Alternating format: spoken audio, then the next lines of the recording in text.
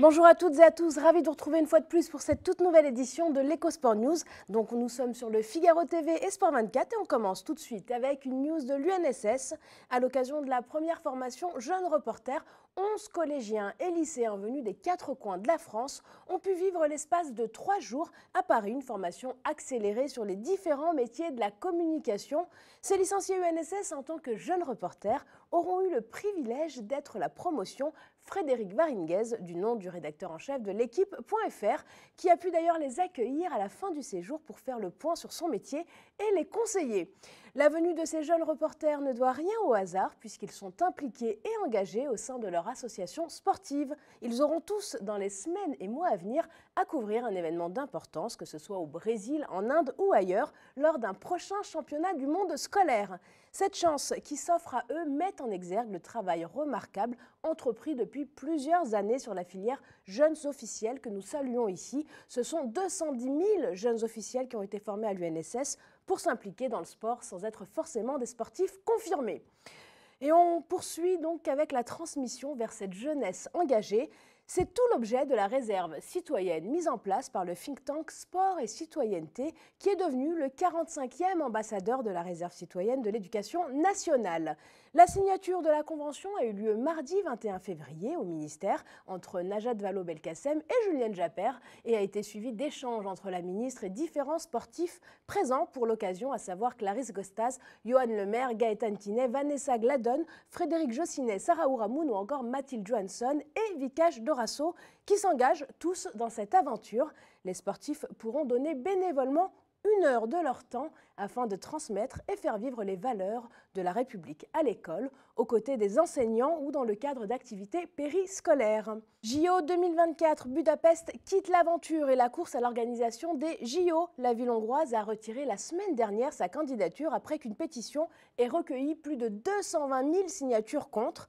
C'est désormais un face-à-face entre Paris et Los Angeles, dont le résultat final sera connu le 13 septembre prochain. Et Armand de Randinger, le consultant international que nous recevions d'ailleurs ici sur notre plateau, auteur de la cuisine olympique, s'interroge désormais sur la suite des événements, notamment sur son compte Twitter où il déclare « 2 candidatures puissantes et une perspective 2024 et 2028 en même temps ». Qui du CIO et des villes est le plus fort? Eh bien, pour le savoir, il va encore falloir patienter un peu. On va désormais parler du sport d'entreprise, mais pas que. Si les enjeux du bien-être sur son lieu de travail commencent enfin à être compris, la FFSE ne s'arrête pas là et développe les actions de terrain. J'en parle tout de suite avec mon invité du jour, c'est l'heure du focus. Je vous le disais, on va s'intéresser à la Fédération française du sport d'entreprise, mais pas que, puisqu'ensemble on va évoquer le Lab. Eh bien, de quoi s'agit-il? C'est mon invité du jour qui va y répondre, Catherine Carado. Bonjour. Bonjour Swan. Merci beaucoup d'être avec nous. Alors vous êtes la directrice générale du FFSE Lab, c'est un petit peu comme ça technique, mais c'est exactement ce dont on va parler et qui va nous intéresser d'ailleurs pour les prochaines semaines. D'abord, la FFSE est engagée depuis plusieurs années sur ce terrain-là, celui de la pratique sportive d'entreprise. Absolument. La FFSE a toujours œuvré sur ces terrains-là. Rappelons sa mission. Elle est de maintenir, de favoriser, de développer l'activité physique et sportive pour le plus grand nombre des salariés dans les organisations, qu'elles soient petites ou grandes, pour finalement agir sur le bien-être, la santé, l'intégration et, on va dire de façon générale, la performance collective. Donc la FFSE organise depuis des décennies des compétitions, des matchs, des courses, de façon assez traditionnelle. On a pu parler récemment des Jeux, les Jeux nationaux d'entreprise, les Jeux européens et plus récemment les Jeux mondiaux que nous avons lancés avec beaucoup de succès et qui constituent en fait le quotidien depuis toujours de cette Fédération française du sport d'entreprise. Alors, toutefois, ça c'est la pratique de la performance en entreprise et d'allier l'activité physique, mais il n'y a pas que ça, vous allez beaucoup plus loin et c'est le Lab qui s'en charge. Voilà, puisque la FFSE était finalement obligée de se positionner sur le terrain du bien-être et elle avait besoin d'un pôle d'expertise, donc le Lab. Le Lab de la FFSE, c'est ce pôle d'expertise RH, mais pas seulement, qui va intégrer la stratégie des entreprises pour développer un certain nombre de solutions concrètes. Alors ces solutions concrètes, on est bien d'accord, vous les développez au sein même des entreprises, vous les proposez directement, j'allais dire aux chefs d'entreprise, aux leaders qui ont le pouvoir de changer les choses à l'intérieur? Absolument. Donc nous nous intéressons à toutes les problématiques de transformation. Je vais y revenir juste après si vous voulez bien. Mais nous nous adressons au DRH, bien sûr, mais aussi au directeur marketing, business, au directeur de communication, responsable de la qualité de vie au travail. Bref, toutes les structures, toutes les responsabilités qui ont besoin de s'interroger, d'apporter des réponses aux transformations des organisations, avec toujours l'humain au cœur des organisations et nous, l'activité physique et sportive, comme étant une base absolument incontournable pour apporter ces solutions concrètes. Alors comment est-ce que le lab, justement, je sais que l'humain vous tient particulièrement à cœur et on en avait parlé avec le président Didier Besser, comment est-ce qu'en entreprise, ces valeurs humaines, ces valeurs aussi de bien-être peuvent trouver leur place? Quelles actions concrètes on peut proposer? Alors déjà, reprenons peut-être quelques éléments de transformation des organisations. Aujourd'hui, donc l'entreprise est devenue un écosystème où le salarié est à la fois salarié à temps partiel, ici, ailleurs, les choses ont beaucoup changé. L'intergénérationnel a aussi une importance très grande. Les jeunes qui arrivent, les anciens qui transmettent, voilà. Se vivre ensemble.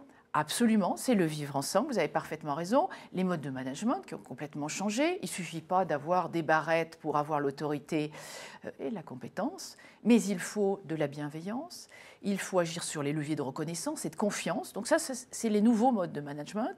Et donc, le lab va apporter des réponses pour augmenter le présentéisme, va apporter des réponses pour répondre aux enjeux de risques psychosociaux, comment diminuer les risques psychosociaux, donc comment créer une qualité de vie au travail. Moins de stress. Moins de stress. Les troubles musculo-squelettiques également dans les entreprises, dans des secteurs d'activité comme les chantiers. On a vu d'ailleurs une étude de chez vous sur la lombalgie récemment dans une de nos éditions. Absolument. Bien sûr, les aspects managériaux, comme je le soulignais tout à l'heure, de cohésion d'équipe. Et donc, le lab, c'est cette capacité, cette force de proposition agile, interactive, toujours reliée avec la stratégie de l'entreprise, qui va permettre de répondre d'abord à ces interrogations, à ces transformations profondes, et proposer des solutions concrètes. Alors, puisque votre question, c'était finalement quel type de solution, ce peut être, par exemple, une entreprise qui va délocaliser, qui va faire bouger un service, une direction, dans un univers complètement différent. Donc, les salariés ne reconnaissent plus leur univers de travail et finalement ne se connaissent plus non plus. Donc nous allons organiser une demi-journée, une journée avec nos DTN, activités physiques et sportives, de façon à connaître, prendre possession finalement des lieux avec un certain bien-être. S'approprier le territoire, voilà. J'allais dire, revenir un petit peu sur ce qu'on est au sein de l'entreprise. Voilà. Alors, et puis les espaces aussi de travail qui vont permettre à la fois de se détendre, mais aussi de se retrouver pour éviter de s'envoyer des mails et de retrouver un lien humain au niveau de l'organisation. La communication humaine au sein de l'organisation. Voilà. Alors, on a parlé de pas mal d'actions, hein, vous les avez évoquées à l'instant. Il y a aussi les voiles d'entreprise, on les voit à l'écran. Ça fait partie justement concrètement aussi des actions que vous menez. Voilà, parce qu'il nous paraît très important de faire vivre aussi des émotions, de faire vivre des valeurs. Les valeurs ont beaucoup de sens. Et aujourd'hui, finalement, on voit que dans notre société, il n'y a plus tellement d'endroits où on peut les vivre. Donc c'est important pour l'organisation de faire vivre à ses collaborateurs des moments privilégiés qui ressemblent un peu à l'écosystème. D'où les voiles de l'entreprise. On refait finalement l'écosystème de l'organisation avec des start-up, des grands groupes qui sont présents, mais aussi des professions comme des avocats, des experts comptables, des jeunes, puisque il y a une vraie nous avons, mixité finalement. Voilà, intergénérationnelle. Des mixités de talents, des mixités sociales, absolument. Et on va régater pendant 2 jours sur un bateau sur lequel on va changer de poste, comme on peut le changer dans l'entreprise, pour pouvoir finalement comprendre que changer de poste implique un certain nombre de choses, notamment l'échange avec ses pairs, un certain aussi comportement qui va permettre de révéler des talents. Et puis, on va parler d'un sujet. Alors, on avait choisi l'an dernier, lors des voiles, la confiance. Et cette année, les voiles se dérouleront le 8 et le 9 septembre à Saint-Tropez et ce sera sous l'égide de la bienveillance. Donc nous avons demandé notamment à un général de venir nous en parler, qui est le général Benoît Royal, et qui va nous parler notamment, mais je ne vous dévoile pas tout, de ce sujet. Et nous aurons bien sûr, comme l'année dernière, des navigateurs qui vont nous accompagner et régater avec nous. Alors Catherine, on vient un petit peu de prendre en compte tout ce qui était le lab, c'est énormément de points à traiter, mais ce n'est pas que des acteurs de l'entreprise, vous brassez un petit peu tous les acteurs sociétaux finalement. Absolument, Swat. C'est aussi le moment qu'a choisi le lab pour lancer des think tanks. En effet, pratiquer l'activité physique et sportive dans l'entreprise nécessite de bien connaître le cadre juridique. Il y a beaucoup de questions qui se posent. Ça, c'est le premier point. Sur la qualité de vie au travail, j'en ai parlé tout à l'heure, mais aussi sur le bien-être, nous lançons un certain nombre de réflexions et de think tanks leaders d'opinion sur lesquels nous allons évidemment publier. Un autre aspect aussi important de notre co-construction et de notre agilité, c'est travailler avec des écoles, des grandes écoles et des universités. Preuve en est notamment le certificat Sport and Business que nous lançons avec HEC dans le cursus Grande École. Mais ce n'est pas fini et j'aurai plaisir à vous parler de tous les nouveaux projets que nous aurons. Et dernier point donc qu'on va évoquer ensemble, alors le bien-être, la qualité de vie au travail. D'ailleurs, on va tout à l'heure parler de Preventica, mais aussi vous pesez, j'allais dire, sur la productivité, sur la relation business. Absolument, puisque certaines entreprises nous demandent d'intervenir auprès de leurs propres équipes commerciales, de façon à créer aussi un bien-être dans ces équipes-là, et qu'elles soient en mesure aussi d'en faire bénéficier dans la relation client leurs partenaires, leurs clients, leurs prospects. C'est-à-dire qu'on est capable de développer dans une offre business des éléments de bien-être, des atouts concurrentiels absolument incontournables pour les organisations. Je crois qu'on a tout dit. On est en tout cas très calé maintenant sur le FFSE Lab. Merci beaucoup Catherine Carado d'avoir été avec nous. Je rappelle que vous êtes directrice générale du Lab de la Fédération française du sport d'entreprise. Merci de nous avoir accompagnés. Merci Swad, à bientôt. Alors vous ne bougez surtout pas, vous le savez, c'est les rendez-vous à ne pas manquer. Vous prenez de quoi noter, c'est tout de suite et c'est l'agenda. On commence avec le salon Preventica dont la FFSE est partenaire, notamment sur la partie qualité de vie au travail. Ce sera les 20, 21 et 22 juin prochains. Rendez-vous donc à Paris pour ce congrès. C'est l'événement du sport féminin scolaire. Pour la première fois, 7 grandes villes accueilleront la lycéenne. Ça se passe évidemment le 8 mars. Alors courez les filles, soyez solidaires et actives.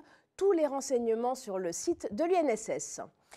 Le 8 mars, toujours à l'occasion de la Journée internationale de la femme, le think tank européen Sport et Citoyenneté met à disposition ses travaux et les membres de ses réseaux afin d'apporter éclairage sur les sujets liés au sport féminin et soutient la projection débat qui aura lieu à Noisy-le-Grand, les L de Noisy, avec la championne olympique Estelle Mosselli et la fondation FDJ. Voilà pour les rendez-vous à ne pas manquer. Je vous retrouve dès la semaine prochaine. D'ici là, restez bien actifs et bien connectés. À très vite.